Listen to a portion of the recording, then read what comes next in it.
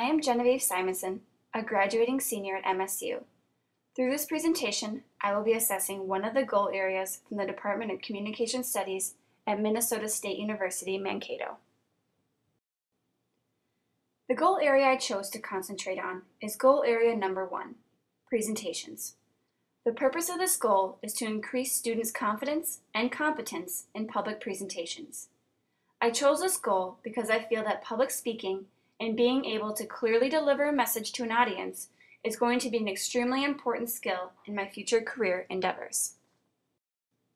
As cited by the National Institute of Mental Health, it is estimated that 15 million American adults 18 and over suffer from SAD.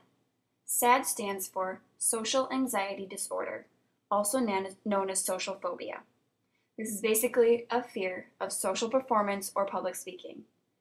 With this large amount of individuals enduring this kind of anxiety, it is important to practice and learn techniques to overcome these barriers many of us face. Throughout my past few years at MSU, I have taken a couple public speaking courses and have given at least one presentation in every class I've taken. I feel that the department has exceeded the expectations of this goal area. The following 3 reasons will explain why I feel that my presentation skills have greatly advanced over the years. The first reason is learning the skills for an effective presentation. Establishing what you want to get across to your audience and presenting it in a manner that is understandable and effective is a huge aspect in public presentations. Without the teachings of how to create outlines and gaining knowledge about how to deliver a speech, it becomes nearly impossible to not only be a good public speaker, but also an effective one. Through the lesson plans that I got to experience, I was able to attain these skills and become a better public speaker and a better writer in the process. The second reason is practice.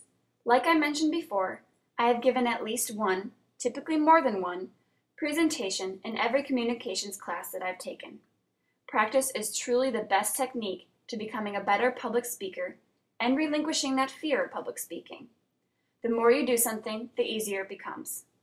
Although creating an outline, practicing, and then performing the presentation wasn't always the easiest thing to do, I can truly say it helped me as an individual. I appreciated the fact that professors tried to incorporate a presentation as often as they could into their lesson plans. The more presentations I gave, the more the process became easier to understand and develop.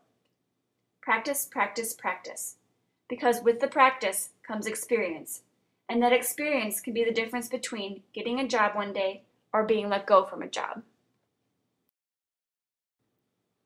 The third and final reason is feedback. I can't describe to you how important the professor's feedback is to our success in our undergraduate programs.